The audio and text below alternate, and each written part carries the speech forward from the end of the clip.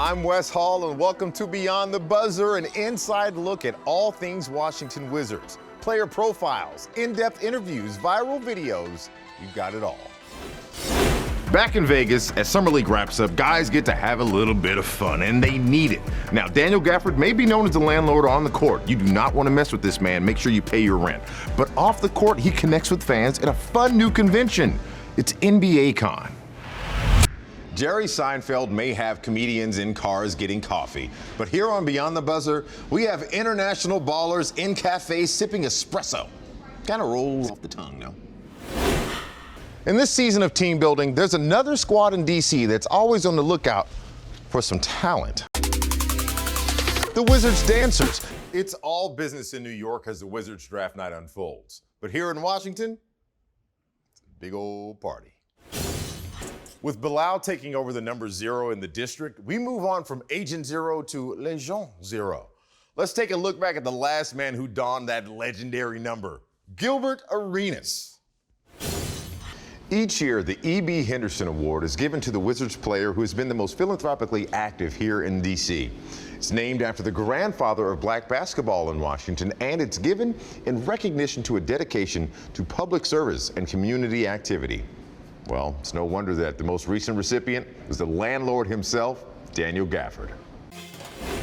Well, it looks like the Wizards are off to a great start, and it's only the preseason. I can't wait to see the new direction this new leadership takes us and how the team comes together. That's going to happen any day now. But before I go, I want to leave you with your mic'd up moment of the week. Welcome into Wizards Pregame Live, powered by FanDuel. Wes Hall here with the coach, Jimmy Patsos. We're going to be joined by Chris Drew and Megan momentarily. Coach, what's one of Newton's laws? It says that objects in motion stay in motion unless acted on by an outside force. The Wizards got some momentum heading right now, trying to make a push for the second half of the season. Outside force, they're healthy. Yes. And look, what I saw, this old coaching axiom that says, we like fresh legs with minds that are hungry to play the games. That's what the Wizards look like tonight. They know we're in the playoff race because we're 10th, but we're going with a lot of momentum towards those next 24 games, and it's great to feel it in the arena and feel it back in the locker room. Coach, you talk about being healthy. Well, guess who's available for us today? Because it was a pregame question whether or not Bradley Beal was going to be available for this game tonight. And here he is, looking at his last 6 games.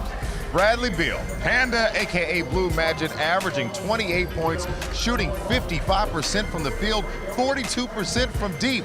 That means we got to bring in Chris and Drew, who are with us in Capital One Arena getting ready for tonight's game. Guys, first of all, good to see you. Glad that hopefully you're able to take some time off, relax and unplug. But now we're back to action, Chris and Drew. It's all about this team and making a push for what I like to call the second season. How important is it for this squad to have a strong start coming out against the Knicks, Drew? It's going to be huge. I mean, I think that's the most important thing. Let's recap. So you're the cherry blossom model. Let's see, you went off this summer and pick up. What else have you done? Obviously, you are the Mr. Fashion model, runway, killing that. Oh, let's not forget golfing. Golf, can't forget that. Let's not forget photography. Appreciate you following my summer. I pay attention. Yeah, I see. Like you are everywhere, and yet you seem to be focused and everything's under wraps. Like, yeah. What's the next step for Kyle Kuzma?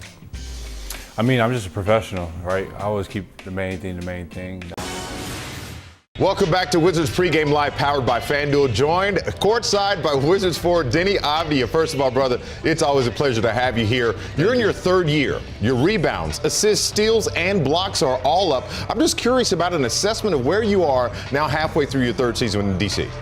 I like it. You know, I think I'm way more experienced. Access denied. You really enjoy blocking shots. yeah. Like, what's up with that? I mean, just like when it comes to, the dunking thing. Because you know what? I'm enjoying a day like today because I got my comic book here. See Bradley Beal on the cover of this. Oh, this is absolutely awesome. On there. While I'm looking inside enjoying it, how about taking a behind-the-scenes look at how it was created and some young artists getting some inspiration with Mr. Beal. How you doing? I'm Brian. Let's look back at the best plays of 2022 because there's a lot of great ones, and these are in no particular order. So we're going to start off in Phoenix with Bradley Beal doing his job as he normally does, taking it to the rack with the tough bucket and the foul. He gets to the rim. That's where he's the best. He's going out there. He's not settling for jumpers. Getting to the free throw line. The best way for him to get activated, attacking defenses. Downhill, getting to the free throw line. You love that from Bradley Beal. How about we step further away from the rim then? How about Corey Kispert dropping a mid-court win at the buzzer to beat Utah? Okay, first of all, this man is known for his threes, but typically on a last-second shot, you think, oh, you're just going to go off of one leg, kind of heave it up there. No, this man took a shot, a legitimate shot from half court and said, oh, yeah? Looked at his teammate and said, yeah, I got that. Oh, yeah. You know what I'm talking about? That is a right there. Kiss. That's a golfer just waiting for it to drop. How about we do some fundamentals, taking old and ready, going old school on Joel Embiid. Old and ready was ready to go against Joel Embiid. He said, wait, what are you doing out here, old man? Oh, and one. Give me the free throw and one right there. Taj is always ready for the challenge. Shout out to Taj Gibson doing his job. But let's take a trip out on the West Coast. Further out west, go to Sacramento. Two boys from Flint, the Michigan men.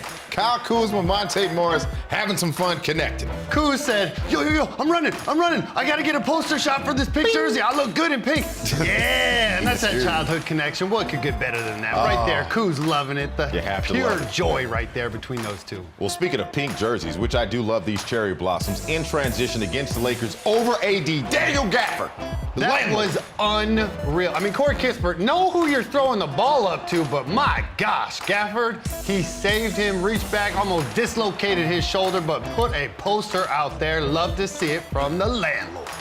Oh my gosh, I absolutely love this play.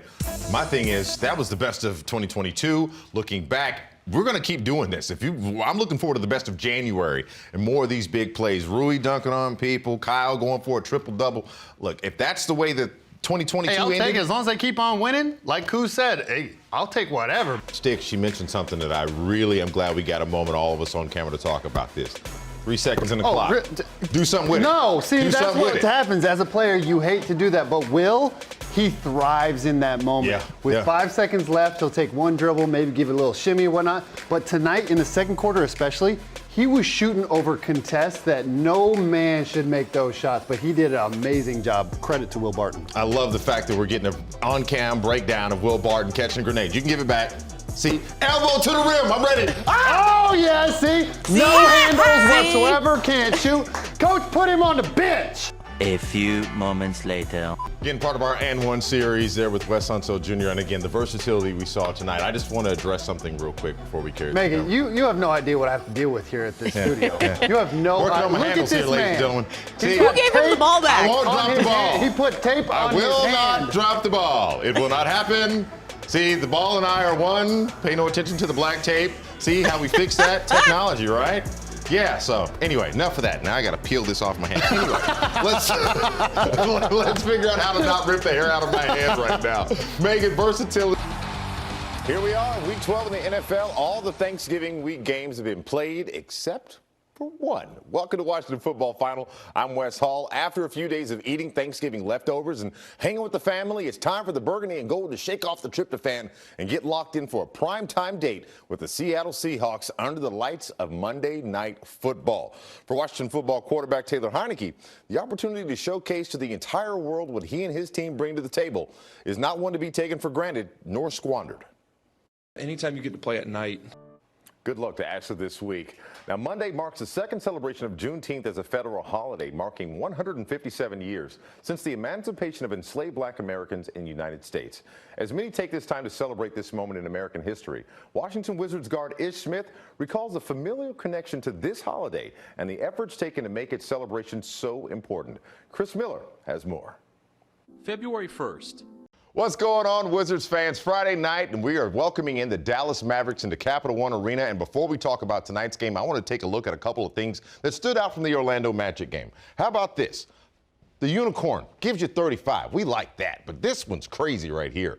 A 0-10-10 double-double from Tomas Satoransky. That's the third time in NBA history that has ever happened. A double-double with 0 points, kind of crazy. But anyway, looking at tonight, we talk about Kristaps Porzingis. What is his ceiling as a Washington Wizard? We've had a 13-game sample size. What does the future hold? And speaking of hold, is there any resentment or bitterness from guys from former teams? I don't know. Unicorn against the Mavs, Spencer Dinwiddie and Davis Bertans against the Wiz. We also have an exclusive one-on-one with KCP that you're going to love. And don't forget, The first 7,800 fans that show up at Capital One Arena tonight, exclusive Wes Unseld bobblehead. It's Hall of Fame night. Show up 6:30 on ABC Sports Washington and the My Team's app for Wizards Mavs.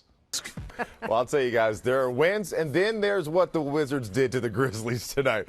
At home for Game 2 of a 3-game homestand, the Wizards were focused and locked in against Memphis, looking to get back in the win column after a tough loss to the Raptors on Wednesday. Tonight, the Wizards came out on fire, lighting it up from deep, making not one, not two, not three, but 8 3-point shots in the first half alone.